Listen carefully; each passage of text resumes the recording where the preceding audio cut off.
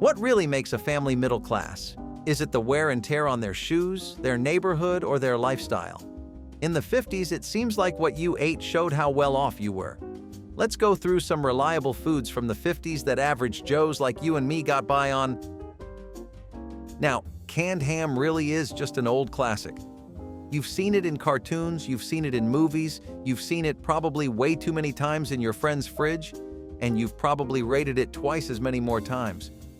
Canned ham is the kind of thing that your wife makes for you when she's mad, instead of the usual loving meatloaf. But it's also the kind of thing you get so relieved to see when you see it sitting there, all by its lonesome in the cabinet, as your brain begins to experience a downpour of sandwich topping ideas. Hey, maybe you aren't a sandwich person. Maybe you like your ham in your salad.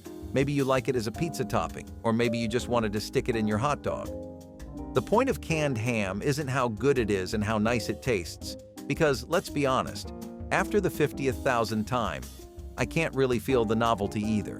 The point is, every IM you see this, you know you're set, at least food-wise, yet it's at the same time something you would never see in a rich person's home, or even a lower-class person's home, because, well, one just didn't keep canned stuff and the other probably hunted their meat in the 50s.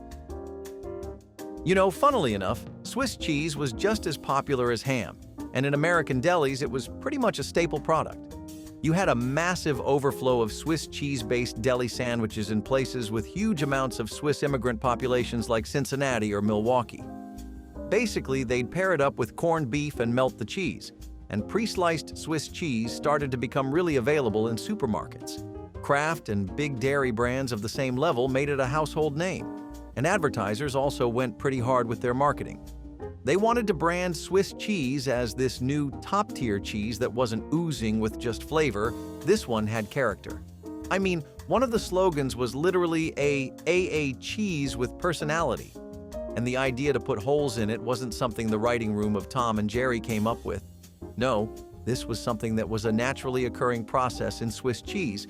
It was thanks to the carbon dioxide released during fermentation. And then there was also the way fondue sets were beginning to pop off in America during the 50s. Either way, Swiss cheese had a lot of room to make itself cozy in people's home because it was a luxury imported cheese that was priced just right. Gelatin salads had pretty much went beyond being a conventional hit or a one-hit wonder by the 50s. They were on their way to cementing themselves as being a big part of American food history and culture. A massive reason for that was all the cookbooks and advertisements showcasing these super over-the-top, extravagant molded Jell-O creations that really drew home chefs. Nothing like interactive cooking to get a home chef busy, right? And the big companies knew that too, and they also knew that this was a country of people who liked their food savory a lot more than they liked it the other way around. Companies like Dole, Campbell's, and Kraft even pushed out their own gelatin recipes that highlighted all the different things you could do with Jell-O, like the ring around the tuna lime gelatin mold. That was from a cookbook, but it was really the advent of modern refrigeration that made Jell-O salad such a common thing for middle-class homes. By the 50s, wine culture in America still hadn't taken its exact shape, not like the one we know today, but a big proponent of that culture was the nationally shared experience of having a killer pot roast with some wine. Middle-class American families needed a break from the cheap bear at Josie's in Hell's Kitchen, They needed to feel fancy about themselves too. Put on that greatest suit, shine those shoes, use that chapstick, and go out for some wining and dining.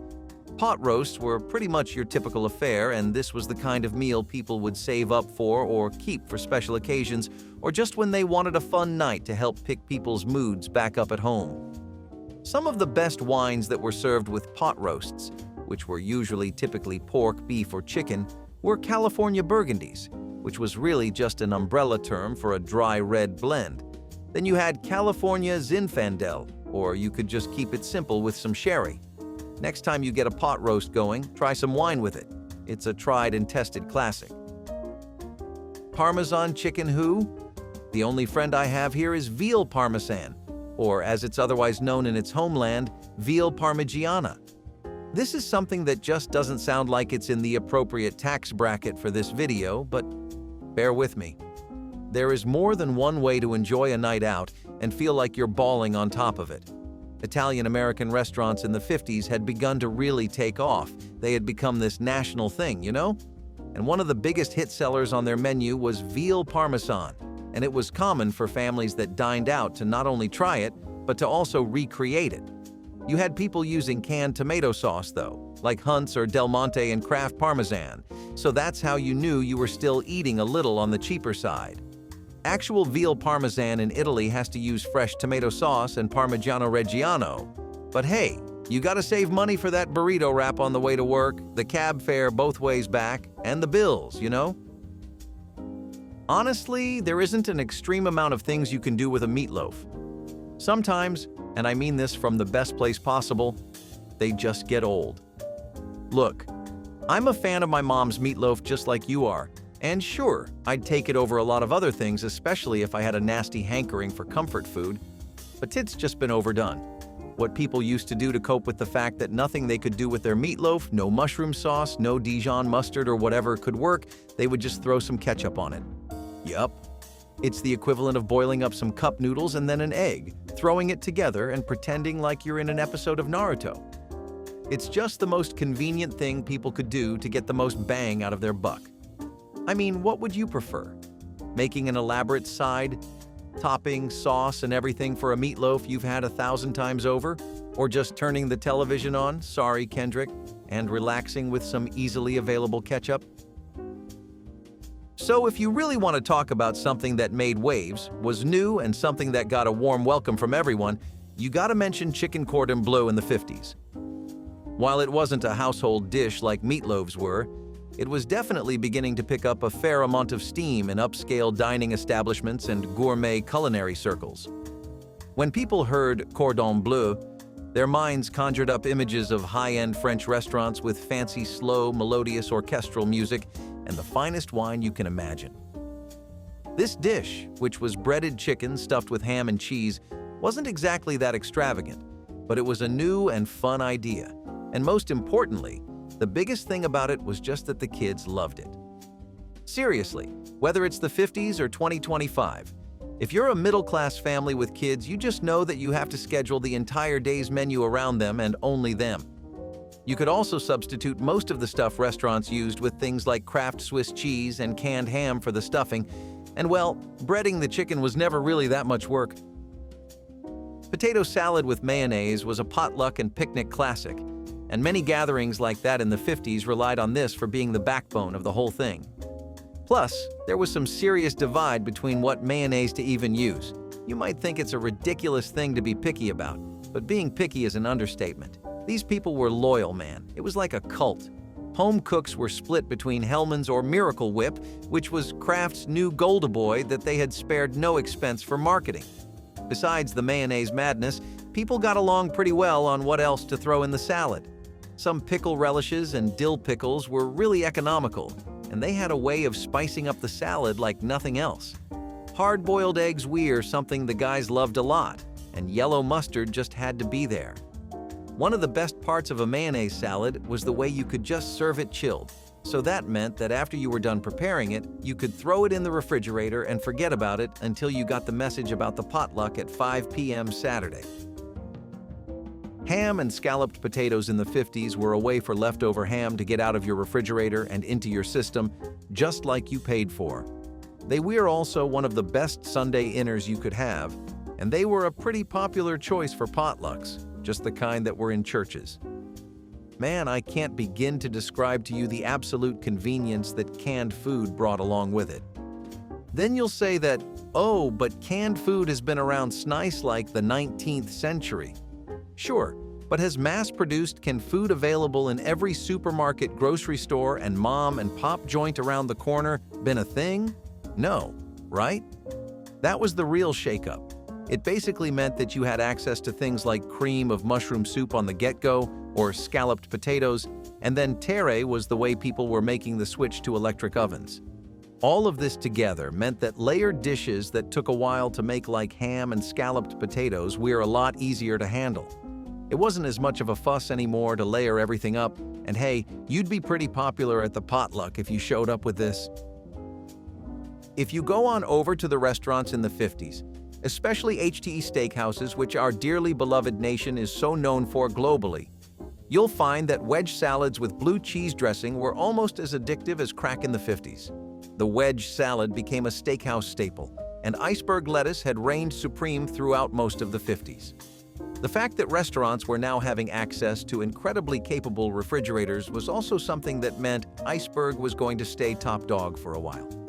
Bottled dressings were also slowly becoming the norm, and Omei cooks made their own by mixing in Hellmann's mayonnaise with some buttermilk and crumbled blue cheese. Then, you threw in bacon and tomatoes into the salad, and all of these home chef recipes were imitations of what you would see at supper clubs and fine dining steakhouses. They would serve these salads with filet mignons, but well, you're not getting that at home. Still, it was an incredible way to spice up that same old meatloaf though, and hey, the blue cheese dressing was nothing to joke about. That thing really had something in it, which I think just died out in the 50s because the way people describe it. Man, I've never had blue cheese like that. So, Swiss steak happened to be one of the first instances of food catfishing that we ever had to deal with. See, despite how the name might make you think that this is an ambassador of the fine land of Switzerland and a hallmark of their culinary culture, it actually has nothing to do with it. Really, it never came from Switzerland, it wasn't some big thing in Swiss communities, it didn't even really use Swiss cheese. The Swiss part of the name basically refers to the way chefs would be tenderizing the cuts of beef that were used for this steak, because being honest with you, those things were thick, tough, and really hard to chew. You had to be pounding the absolute life out of them and braising them in sauces just to get them tender enough to the point where you could respectfully, no, proudly, look someone in the eye and charge $1.75 or something for it. For host chefs, Swiss steaks became something of a lifesaver because they were essentially cheap cuts of beef that could be made, really soft cuts of beef that could then be made into an actual steak. So, hey, who's to judge? If it works, it works.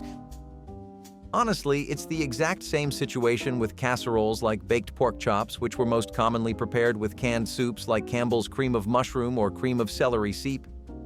This was supposed to be a one-dish meal. I mean, look, I know you've heard all about how the 60s were casserole central, and none of that information is wrong. It really was a period of time where casseroles were the apex predator. But they're the ones getting eaten, so let's just go with apex prey. You get the point. Anyway, casseroles like baked pork chops would use seasoned flour or crushed crackers as a coating before they went to the baking, and Ritz cracker crumbs were one of the best ways to do it. Then, you also had fruits being included into the recipes, which a lot of people were initially against, but when recipes like Betty Crocker and Better Homes and Gardens started putting them on the front pages, a lot of people got a much more open perspective on their usage. There was a saying that apples and pork go together, and a lot of recipes proved that true with how well they made applesauce and baked apples work with the dish, and all of this was on a budget too. Let's talk about an undisputed heavyweight champion. Let's talk about the Michael Jordan of Sunday dinners. See, you wake up on Sunday, and besides that initial sinking Sunday feeling, you wake up with a lot of hope. The hope that you'll wake, step out, and smell roast chicken with gravy being cooked up in the kitchen. It was a special occasion meal too, but it was something that moms always kept tucked away in their cooking revolver for Sunday, making sure to not make it any day prior. It made the whole thing a family tradition, but you could do that with most dishes if you tied them to a specific day. Bit like Pavlov, isn't it? This one was special purely because of its homeliness and quality. For a long while, it was something that was simple, yet irreplaceable. People thought this was the ultimate Sunday dinner, and it was the golden standard of American food. Simple, a well-balanced and nutritionally sound plate, and easy to eat. It made you tougher, it didn't hurt your wallet, and it tasted amazing. So a lot of people honestly just thought that there was nothing better to make. Beef roasts were popular too, but nothing beat chicken. Also, people had beef for their grilling sessions, so there was that. Rye porridge is a pretty regional dish that never happened to be mainstream American breakfast even in the 50s, but it was definitely something that would have varying levels of popularity. If you were in New York or something, you'd never see the damn thing, but if you tripped on over to Minnesota, Wisconsin, North Dakota, or just anywhere with a lot of Scandinavian American presence, you'd see a lot of this. In thick areas Iamantinoed, you'd see it just because that was where rye was most commonly grown. For the Scandinavian part, it became a cultural tradition within their community to rely on rye, and one of the most popular and easy to make recipes for anyone was just rye porridge. It's something that's made with rye flour and foraged berries, or sometimes molasses. Rye porridge was praised for actually being way ahead of its time. It was high fiber, nutritious, and in the 50s it was one of the healthiest things you could eat. Most American families were relying on oatmeal, but rye porridge was just as capable, at least nutrition-wise, and slightly cheaper too. So despite what you might hear about meatball subs, or what you might even see about them, because let's be honest, we've all seen way too many episodes of Brooklyn 99 where somebody was working a sub, they weren't actually super mainstream. No, they got that reputation in the 60s and 70s, but it was a niche idea and recipe that had pretty much just kept itself to Italian-American communities. It definitely wasn't a local deli item you could expect on every menu, or something that was even a standard. Italian-American communities in cities like Philadelphia and Boston were the first ones who started popularizing this combination. Italian bakeries and delis run by Italian-Americans were one of the first few places that started using homemade meatballs inside of solid sourdough bread, and the idea was beginning to catch on quick. The meatballs were made from a mix of pork, veal, and ground beef, and they were also seasoned with a lot of parmesan and parsley, but they were slow-cooked in a homemade tomato sauce, which also made them super tender. See, today's subs are different too, because they have all kinds of toppings and melted or shredded mozzarella, but you didn't used to have any of that back then. It wasn't even served on hoagie rolls. Most delis back then kept it on a crusty Italian loaf or a French baguette roll. This was the origin story of meatball subs, as we know them today, you could say. Another fact you may not know about a food you probably know all too well is turkey stuffing. Now, this stuff wasn't just for Thanksgiving, it was also made to go along with pork chips, stuffed fish, and chicken too. The idea was the same as what you would do with a turkey. People back then just looked at it and thought, if you can do it to that bird, why can't you do it to this one? Or a cow? Or a fish? Also, unlike a lot of the other dishes that are on the list so far, there was really no over-reliance on canned goods or processed food. There was no good substitute for homemade turkey stuffings, although that does exist now. Back then, people had to do it the old-fashioned way. So I guess if your idea of a Sunday is putting on some indie pop and getting to work in the kitchen, then yeah, this is for you. Homemade turkey stuffings typically used stale bread or cornbread and crackers that had been mixed in with a broth with onions and celery plus some butter in it. Those ready-made turkey stuffings I was talking about? They were a thing in 1972. So for a good 22 years, people relied heavily on saltines and Ritz crackers for the ideal stuffing. Homemade pudding was one of the most decadent and delightful dishes you could ever have. It was something that was also prepared drastically differently than what you see available today, even in most homes. Back then, the idea really was to use a stovetop for all of your pudding-related needs. People would cook it from scratch, use milk, sugar, cornstarch, and lots of egg yolks, and then thicken it for a long time over some medium heat on the stovetop. This went for pretty much the most popular kinds of flavors like chocolate, vanilla, butterscotch, and banana, which also had local products that helped give it more of a kick. If you were having chocolate pudding, you would throw in stuff like Hershey's cocoa powder or Baker's chocolate. If you had vanilla, then you would have Watkins or McCormick or Nilla wafers for banana pudding. Most people would also serve these in glass dishes instead of big bowls, but it was a really nice experience. In the 1950s, if you stepped into any middle-class American home around dinner time, you might have smelled something warm, crispy, and oh so satisfying frying up in a pan. That delicious aroma? Chicken croquettes. These golden brown delights were more than just a meal. They were a sign of smart homemaking, economical cooking, and, let's be honest, a step up from plain old fried chicken. But why were they so popular? And what made them the go-to dish for so many families? Chicken croquettes weren't a new invention of the 1950s. In fact, their origins can be traced back to European cooking, particularly French cuisine, where the idea of breaded and fried meat or fish mixed with a creamy sauce had been around for centuries. However, in the post-war boom of the 50s, American housewives turned chicken croquettes into an absolute kitchen essential. The logic behind the croquette craze was simple. They were affordable, delicious, and practical. At a time when every penny counted, chicken croquettes made brilliant use of leftover chicken, stretching a single bird into multiple meals. Waste not, want not, as they used to say. So, what exactly went into a 1950s chicken croquette? Well, first, you needed some cooked chicken, often from last night's roast. That chicken was finely chopped and mixed with a thick, creamy gravy, which gave the croquettes their signature rich, velvety texture. To hold everything together, breadcrumbs and sometimes a bit of egg were added, along with some simple seasonings like salt, pepper, and perhaps a touch of paprika. Once shaped into little ovals or spheres, the croquettes were coated in more breadcrumbs, giving them that golden, crispy exterior when fried to perfection.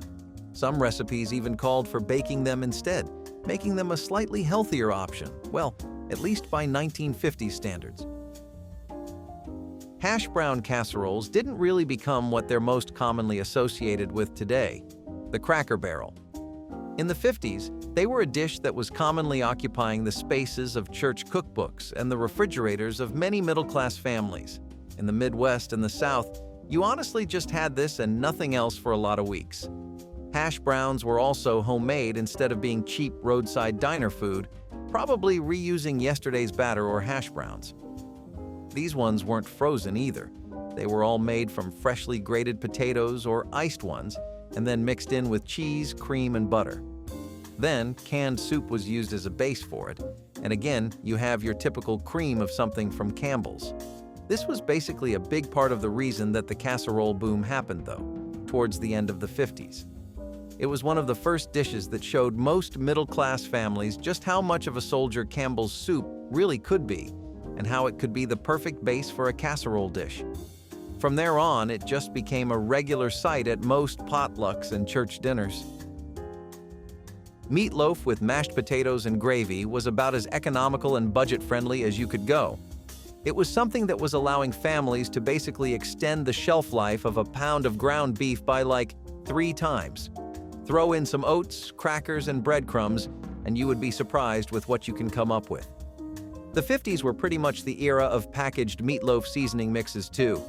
You had Lipton with their onion soup mix, which was a lot like what Campbell was doing for casseroles, honestly.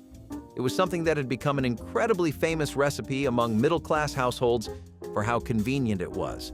Plus, oh my god, it was like if you cooked this, you were basically cooking 3 different dishes that you could use the next day. Like if you had leftover meatloaf, right? And let's be real, you would have leftovers. You could just make a sandwich the next day or slice and shred it, and that was it. Plus, television dinner culture was really helping these things take off. They were becoming one of the most popular dinners to have while you watched your favorite comedy or news channel. That mashed potatoes and gravy was addictive, man, and it still is.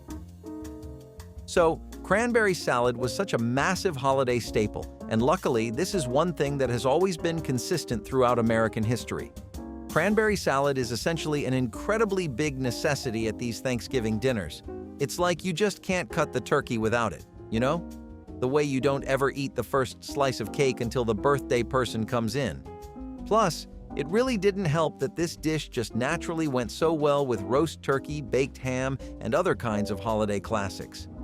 Many versions of a classic 50s take on a cranberry salad included incredible amounts of gelatin. This was always raspberry or cherry flavored, but the idea was to mix it in with fresh cranberries and crush it with pineapple. Then, hand-crank grinders were really common before we ever got to having food processors. Homemakers would use them to chop cranberries and oranges together and basically make a delightful little cranberry relish. You could serve it in molds, you could serve it in different styles of salads, it could go with ham, it elevated turkeys. It was one of the few things that natively grew in the country. I mean, it was a miracle worker for such a simple salad. Fried pork chops with gravy were one of the most beloved comfort foods of the southern and Midwestern regions, and there were more than a few good reasons for that. Some of the biggest ones? That unbeatable mashed potatoes, green beans, and biscuits combination. Plus, it was also just a fun little topic to have banter over. There was a lot of debate between bone-in pork chops and boneless pork chops, and let's just say dinner table conversations around the subject would get heated. Not that this stopped either of the sides from devouring every last pork chop in sight. A very standard 50s-style pork chop had basic seasonings like paprika, garlic salt, pepper and Worcestershire sauce or some dry mustard. Most people would fry it in bacon grease, but some would go for lard because it had a more stronger flavor, and some would pan fry it because they thought, hey, you're already being pretty excessive. The country gravy was a thing of beauty after you fried it. Those little browned bits that would get stuck in the skillet were something people used to turn into a rich gravy using milk and flour or even evaporated milk. Throw in some black pepper and you have a very traditional Southern-style gravy, and the cornmeal coating was to die for. It had a very crispy texture, and paired with cornbread, well, you just couldn't beat this. Homemade cobbler was a dessert that was made pretty much throughout the year in the 50s. Sometimes people would go for canned fruit in the winter when most of them were out of season. But when they were in season in the summers, oh boy, people would go absolutely guerrilla over this. I mean, suburban moms pretty much just sustained their entire existence via peach cobblers. Okay, I'll be a fair judge, cherry and blackberry cobblers were also pretty competitive. The real fun, at least for me with a cobbler, is that lovely little dollop of vanilla ice cream that comes with it, or some whipped cream on the top. I feel like it really adds to the entire vibe, the same way a limousine makes you feel like, yeah, it's prom night. Most Southern families used shortcut versions of cobbler by having things like canned biscuits or pre-made baking mixes though, and they skipped the ice cream in favor of a more crispier golden crust via cast iron skillet cooking. The real Southern thing about this is the way people would literally make cobblers outdoors with Dutch ovens if they could. And hey, if they didn't even have that, would you make enough cobblers in your lifetime? You learned to do it over an open fire, and that was a real core memory for a lot of people. How else do you think cobblers became so popular? Broiled fish with lemon butter wasn't just one of the most economical and affordable things you could have. It was also one of the healthiest and most delicious ones. Food like this proved that if you wanted to take care of your body, you didn't have to sacrifice every last bit of fun in your life to do it. A healthy and light alternative in an era where fried food and fast food chains were pretty much dominating. Broiled fish and lemon butter came onto the American food scene with a statement to make and a lot of grit. Whitefish was what people typically preferred, like your usual flounder, cod, haddocks, soles. Pretty much typical stuff you find swimming in American waters. You really couldn't have a recipe about broiled fish that didn't involve fresh lemon wedges though, or at least some lemon juice. It was like this unspoken oath between cookbook authors, chefs, and magazine editors alike to simply not ever exclude lemon wedges. Maybe people in creative jobs really love it? I mean, hey, I don't. But enough about me, let's talk about why broiled fish was such a competitive alternative in an era that was pretty much headed the opposite way. The thing about this recipe is that it's so tied to the process of fishing and catching your own food, and a lot of the people that lived in coastal cities and had fishing as a trade would lead really active lifestyles. They were pretty against the wave of fatty, greasy fried food that was taking over, and you'll see a lot more about that in some of other videos about the 90s. Now, pork roast with apples AW is one of the most classic fall dishes you could have, and I know we did go over this a while back too, but that was like saying I show speed can run. I mean, I'm not lying, but that's not really the whole truth either, is it?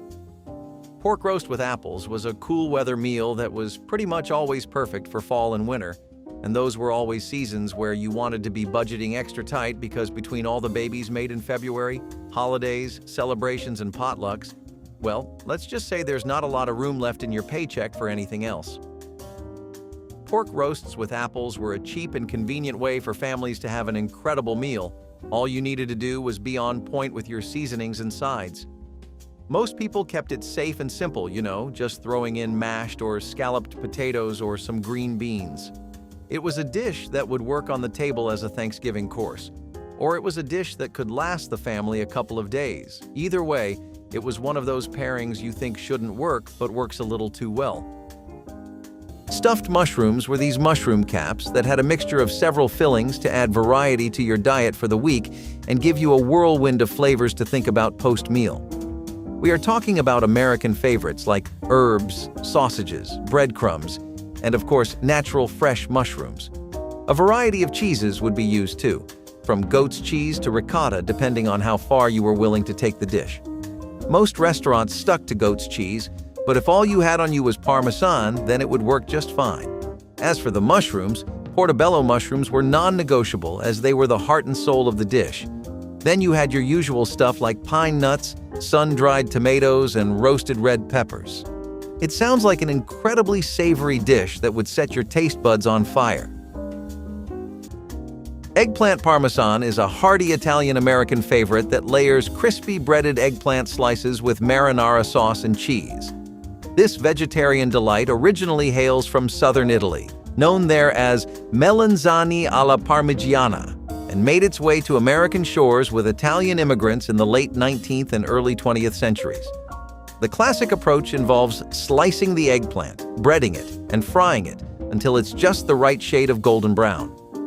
These crispy slices are then layered with marinara sauce and a generous helping of mozzarella or parmesan, and baked until the cheese bubbles with joy. Eggplant parmesan became a staple in meatless meal traditions, particularly appreciated during the Lenten season among Catholic families in America. Gaining a firm foothold in American Italian eateries during the 20th century, it often comes served with a side of pasta or bread, rounding out a truly satisfying meal. Twice-cooked potatoes are firmly a thing of the past now, but that does not mean this video cannot serve as your inspiration to bring back this hit, which was especially popular with grandmas all around the country. Like we said with the previous dish, something being good for your health and tasty does wonders for its appeal, and grannies knows how to get the best of both worlds. Double cooking always had a benefit because it made them a lot easier to digest and increased their starch. They would prick the potatoes, cook, cool, then cook again before topping it off with green onions and bacon. An incredibly American idea, but also an extremely flavorful one, so do not hesitate to give this one a go. Cheese and potatoes are like a match made in heaven, and Grandma's cheesy, scalloped potatoes was straight out of any cheese lover's dream. So this casserole tastes even better than it looked, and let me tell you, it looked finger-licking delicious. The term scalloped comes from the French word escalope, which originally referred to thin slices of meat. However, in the case of scalloped potatoes, it refers to the thinly sliced potatoes used in the dish. Many grandmas used old-fashioned methods to make their cheesy scalloped potatoes, including hand-slicing the potatoes thinly, layering them with love, and cooking them slowly. Some even added secret ingredients they swear by, like a dash of nutmeg, a hint of garlic, or even a sprinkle of paprika for added flavor. The best part about this one was its crispy crust, and I'm sure you remember fighting all your siblings for the bigger chunk of it. This dish wasn't only tasty, but was also practical. It was a one-pot wonder, meaning it could be cooked and served in the same dish, making cleanup a breeze. I'm sure Grandma loved that. Pheasant under glass was one of those delights of the 70s that people went out to restaurants for, and tourists regularly put on their to-do list. Not just them. Restaurants would make it a point to constantly brush up their pheasant cooking skills because of how often this dish would be ordered. Think of it like how popular Peking duck was in the 19th century, and this is not too far off from that. It is just a pheasant breast that has been cooked with mushrooms and is served under a glass dome, hence the name. Some places cook it with shallots in a wine sauce reduction, while others use a full pheasant for flair and glamour. It is a cultural icon in many parts of America, despite its popularity going down a bit over the years. Moussaka is a rich, layered Greek casserole that marries slices of eggplant with ground meat and a creamy bechamel sauce. This dish has Middle Eastern origins but was perfected in its modern form by Greek chef Nikolaos Tselementes in the early 20th century. Preparing moussaka involves frying slices of eggplant, layering them with a spicy meat mixture traditionally made with lamb or beef, and then smothering it all under a luscious bechamel sauce. Once assembled, it's baked until the top turns a tempting golden brown, offering a deep, flavorful feast. Moussaka made a name for itself in Greek cuisine and entered American dining scenes in the mid-20th century, often served with a side salad or bread for a balanced, fulfilling dinner. Where would we be a nation without bread pudding? especially the slow-cooked variant. Now, this dish is already well known for its soft and spongy consistency, which is part of why it has the name bread pudding. But slow cooking takes it up several notches. If you ever wondered what eating a cloud might feel like, we think this is the closest humanity will get to the experience. Using the bread as a cereal base and being slow cooked for around 2 to 3 hours, grandmas would often add an assortment of different nuts and spices to really get this dish shining as bright as it cold. Some raisins here, a touch of cinnamon and plump there, plus the freshest French bread you could get your hands on. All of it made for an incredible experience that made this the perfect brunch option to go for. And if you were not feeling brunch, it worked just as well as a breakfast or even late-night post-dinner snack. The French also made a significant contribution to delicious casseroles with the easy shepherd's pie. It was a meaty casserole traditionally made with lamb meat. Shepherd's pie has its roots in British cuisine. The name shepherd's pie specifically refers to the use of lamb, while cottage pie is used when beef is the main ingredient. This one was an easy one to make as it didn't require hours of preparation. The dish became popular in the UK during the 19th century, particularly after the introduction of potatoes in the late 18th century. This one was used for meal prep, as it was great for making ahead and freezing. It was known as hachis parmentier in French cuisine, but different countries came up with their own version of the shepherd's pie. In Australia and New Zealand, it's often called cottage pie, and in some places the dish includes sweet potatoes or other unique toppings. Celery and olive salad was a healthy salad that you could eat without any worries if you were trying to watch your calories and your health in general. It was made with sliced celery, some olives, either green or black work, and a light vinaigrette. White wine vinegar, dried apricots, and dates made the dish something that would tick off every nutritional concern you had while still being something you did not have to force yourself to eat. It had a good crunchy texture to it, which helped a lot of people get into the dish more easily than other salads.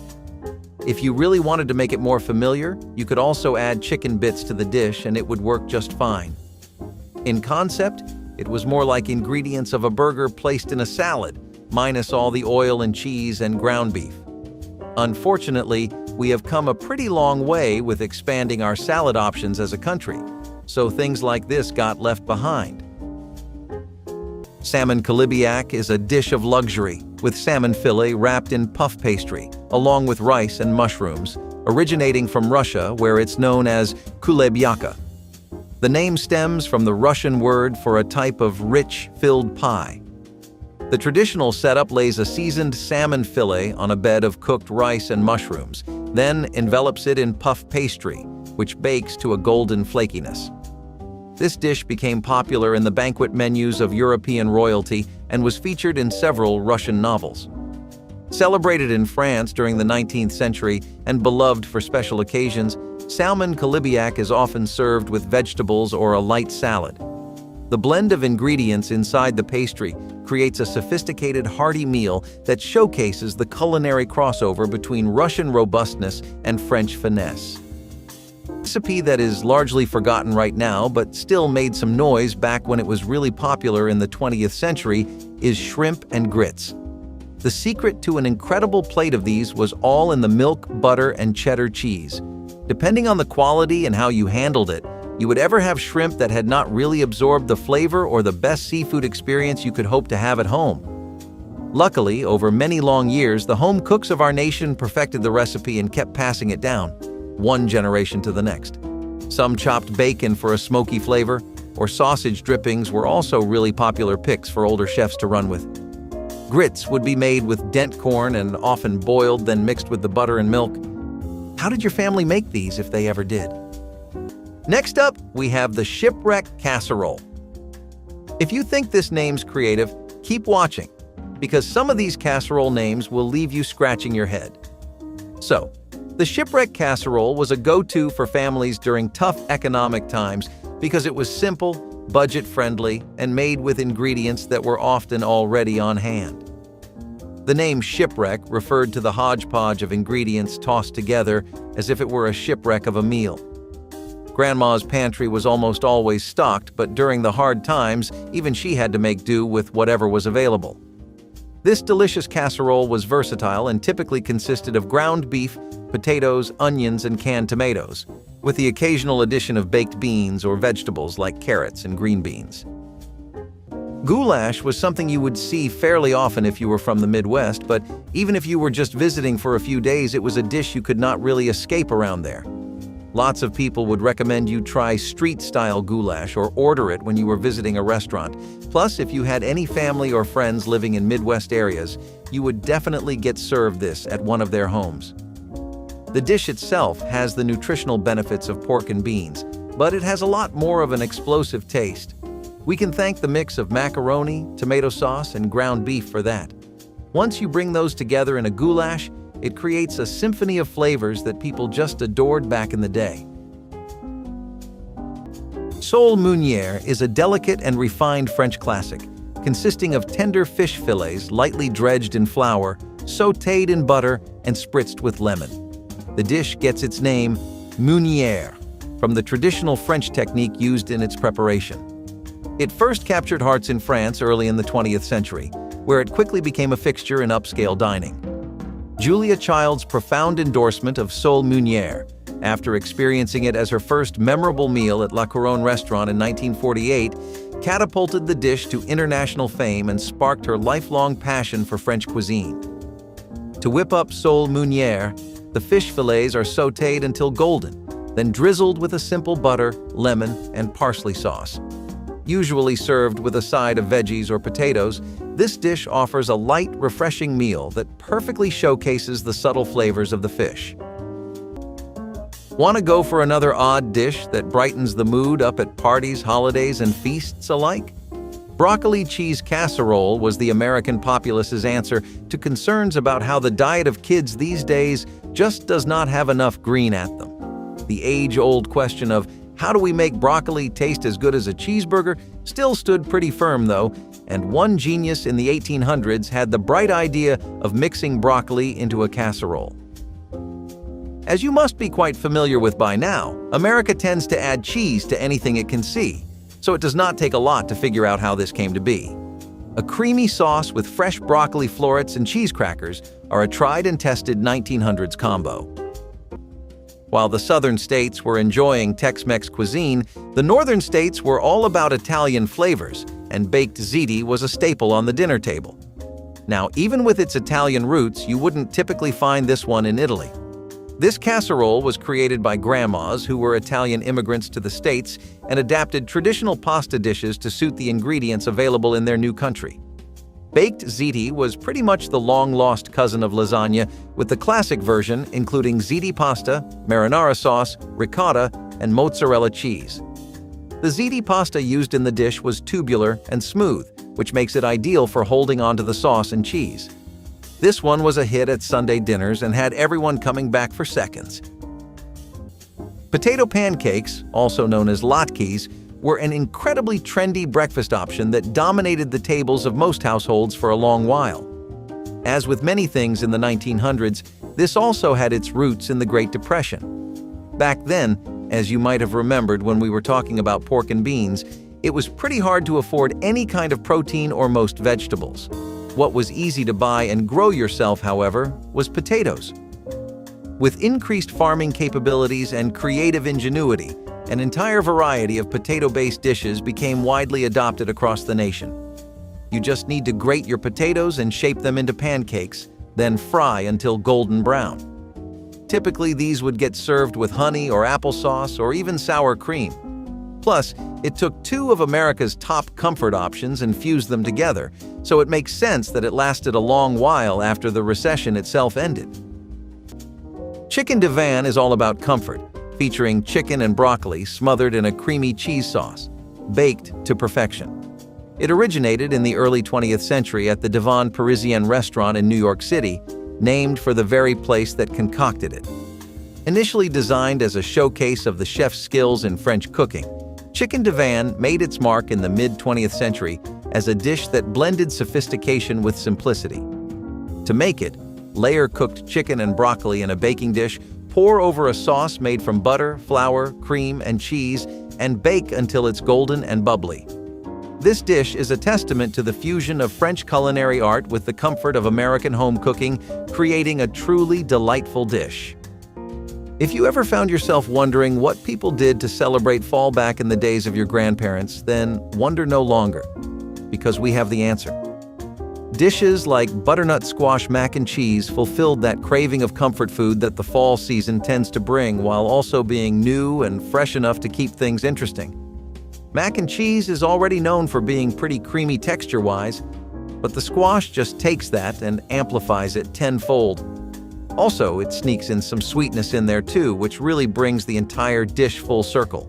This dish is a favorite of people who are in their 40s or 50s, and they would always go overboard with the squash.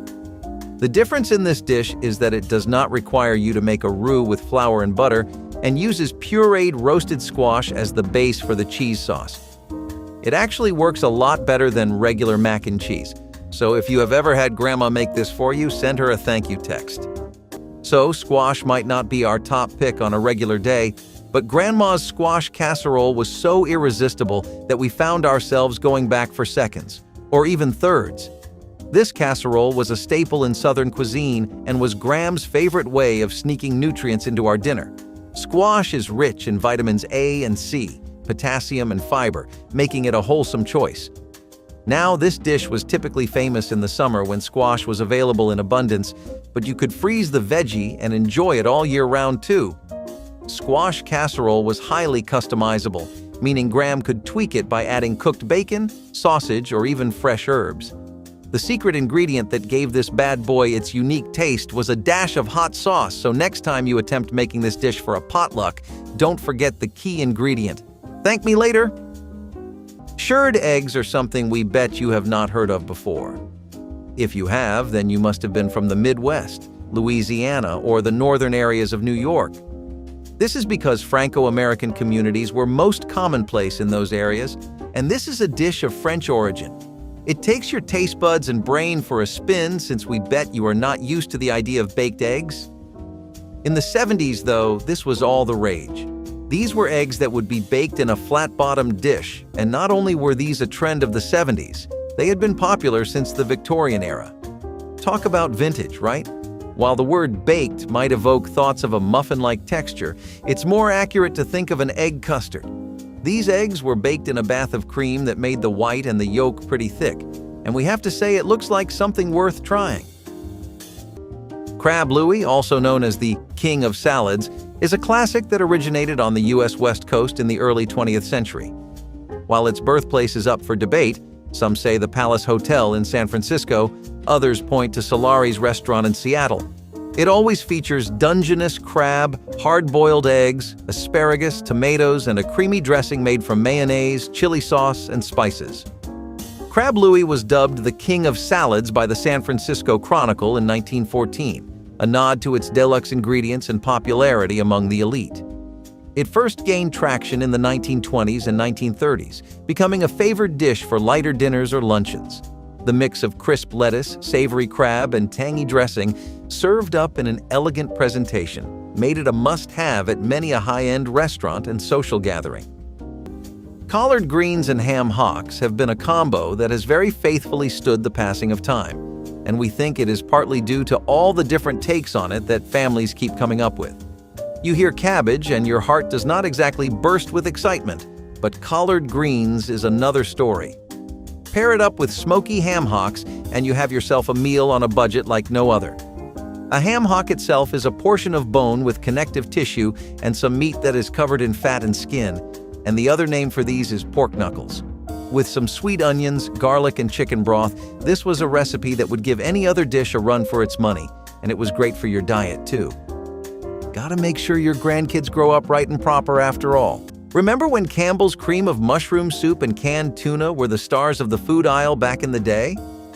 Well, Grandma took those humble ingredients and spun them into her classic tuna noodle casserole. During the 1950s and 1960s, convenience foods were all the rage, and tuna noodle casserole fit the bill perfectly. It was a post-World War II creation and was whipped up in no time with ingredients already on hand. Plus, it was a classic comfort food that brought everyone together at Graham's dinner table. During the mid-20th century, tuna noodle casserole was a mainstay in American cookbooks and cooking magazines. It was often featured in advertisements and was promoted as a quick and easy dish for the busy homemaker. This one fell out of flavor, but thanks to the recent revival of noodle dishes, we might see this one back on the menu soon. In the meantime, why not dust off Grandma's old cookbooks and bring it back yourself? Grape jelly meatballs are something you will not hear about today at all. Sauces today tend to lean a lot more towards the savory side of things, having all kinds of spices in them. Even the sweet and tangy ones like buffalo sauce taste wildly different from this, so the culinary trends of the country took a sharp turn away from grape jelly sauce. However, back in the 70s, cooking your meatballs in this was a pretty common idea that spread like wildfire. People were tired of the old spaghetti and meatball combo they had been eating for years and years, but it was not like they wanted to let go of the iconic dish entirely. What is an American without their meatballs after all? Hence, they came up with the idea of cooking them in a grape jelly sauce for a completely different flavor profile, and it worked pretty well in the 70s, though we are not sure how this dish would fare today. Stuffed pork chops are a comforting classic, stuffed to the brim with a savory blend and often served dripping in rich gravy. This dish found its place in the hearts of Americans in the mid-20th century, particularly loved in the Midwest and southern states. The preparation starts by cutting a pocket into pork chops, which are then filled with a stuffing made from breadcrumbs, onions, celery, and herbs. Once stuffed, the chops are browned until they sport a perfect golden crust, then baked to tender perfection. A favorite for family dinners and Sunday roasts, its hearty and filling nature made it a beloved meal. Stuffed pork chops are a testament to the versatility of pork, accommodating a variety of stuffings from apples to mushrooms, allowing everyone to tailor it to their taste.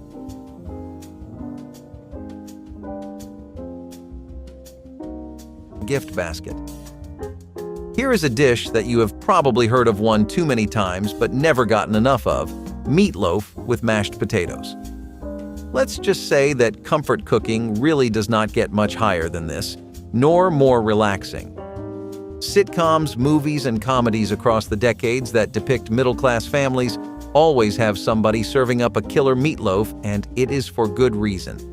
Our generation's parents always grew up eating a hearty meatloaf with a side of perfectly mushy soft potatoes, so it is no wonder that they kept the custom going. Today, mashed potatoes have an 85% popularity rate, which even beats hamburgers and cheeseburgers. You would think that those would be America's top one, but it seems nothing can beat Grand's meatloaf classics. Tamales are a labor of love, but thanks to Grandma, this tamale pie was a much easier way to enjoy the flavors. This casserole caught on like fire in the early 20th century, particularly in the Southwest, where Mexican influence was strong. Just like most casseroles on the list, this one-dish wonder was also a creation of the Depression era.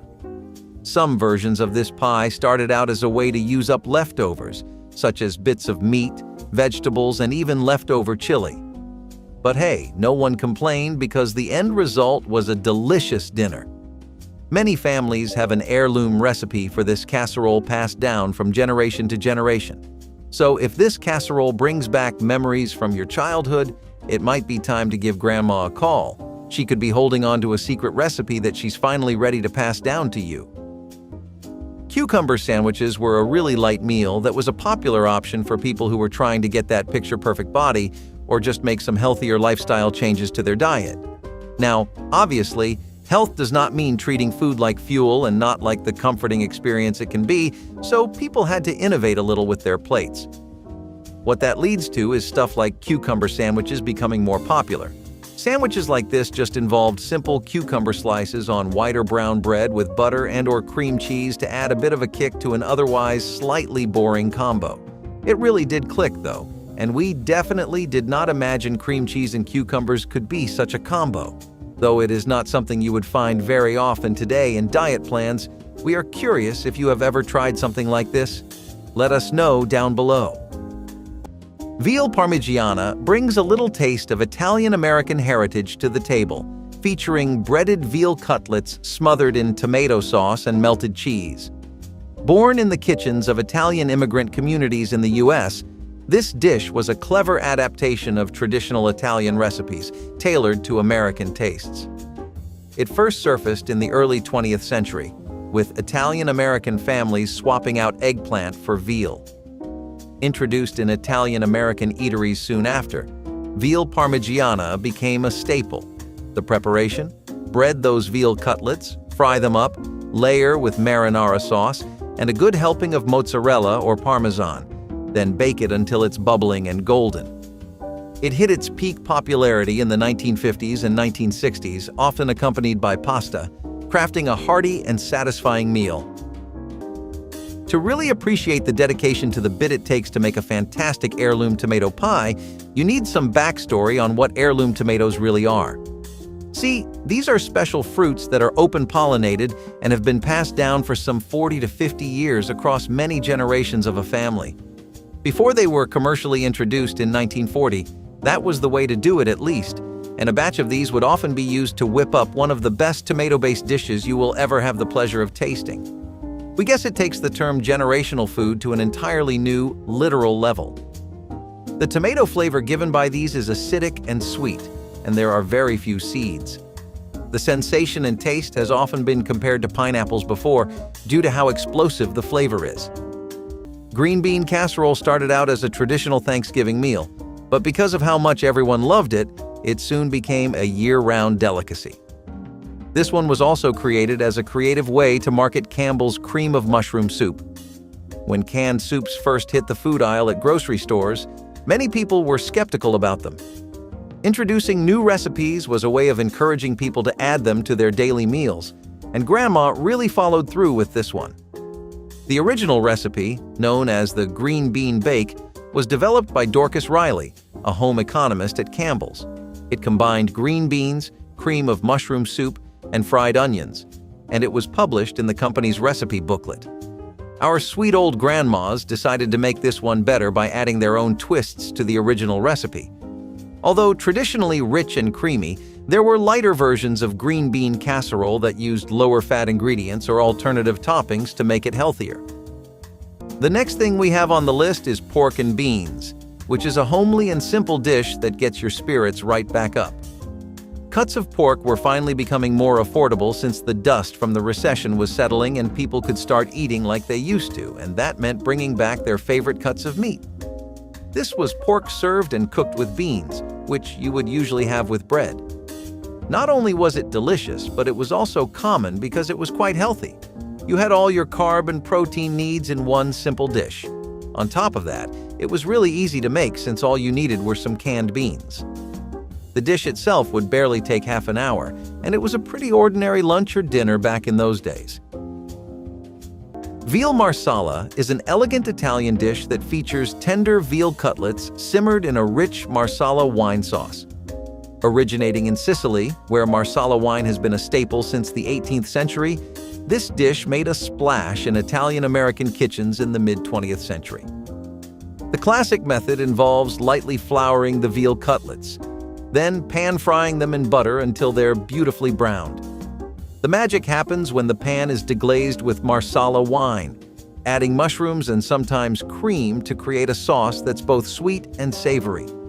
As Italian restaurants in America evolved to showcase regional specialties, veal marsala emerged as a sophisticated favorite, commonly served with pasta or potatoes to enhance the tender veal with its robust marsala sauce. Let's end our tour of the most famous dishes that our grandparents would prepare with one last trip to the South, and this one will take us to some pinto beans with ham. Specifically with ham hocks, as you may remember from earlier on. Dried pinto beans cooked on a stove to soak up all the flavor of the ham bone before they would go on to take every drop of goodness from the broth. Some fresh cornbread was the side of choice for this dish because when you dipped it with cornbread in specific, the harmony of flavors was just unbeatable. This dish was popular among our grandparents not only because it was budget-friendly, but also because a bag of beans could potentially serve up to 6 to 8 people. You can't possibly reminisce about Grandma's forgotten casseroles without bringing up the ham and potato casserole. This one combined two classic comfort foods, ham and potatoes, and instantly became a favorite on the dining table. You know all those leftover ham that goes bad in your refrigerator after the holidays? Well, this recipe was a way to spice it up and turn it into something new, and of course, Grandma did it best. There was even a healthier version of the ham and potato casserole that was made using lean ham, low-fat dairy products, and extra vegetables to boost the nutritional content. Grandma used whatever potatoes she could find at the farmer's market, but this one could be made by a variety. Some recipes called for russets, while others used Yukon Gold or red potatoes, depending on your texture preference. That wraps up my video on food that only middle-class people could afford. Let us know which dish was your favorite in the list, and don't forget to like and subscribe.